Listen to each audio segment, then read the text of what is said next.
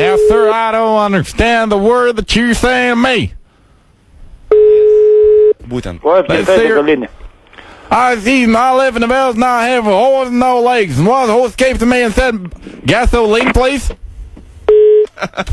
Va čia bus, palauk, reikia jo neišgazinti, reikia po truputį. Tu per daug primali. Aš vis supranti, maksimalistas. Iš karto. Tai dar kartą?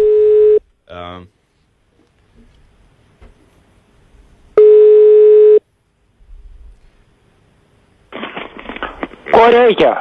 Hold on. Hello? Алло, это колонка. Yes. Yes. Help. Need gas. Нету это. С 8 часов надо звонить. Gas for машина. Нет никакой машины. Help, please. Нет. Yes, you do. Yes. Бензинас. Да. Бензинас? Бензинас. Need. Есть. Okay. Need бензинас. Есть бензинас. How much? Да. How much? How much? How much? По-литовскому говорите или по-русскому? Я не понимаю вас. Сена. How much? Цена. Бензинас. Цена.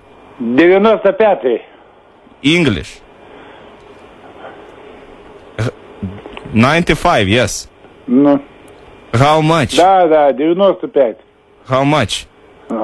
Кайна. Кайна? Yes. 4.15 литр. English. Ну, 4.15. Okay. How do you do?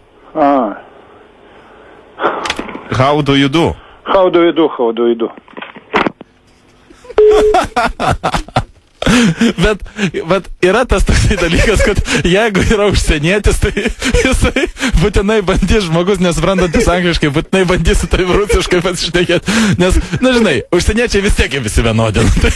Koks skirtumas, kokią paukščių kalbą čia dabar kalbėsi, man tai nėra skirtumas. По-русски, чуть-чуть. Čo?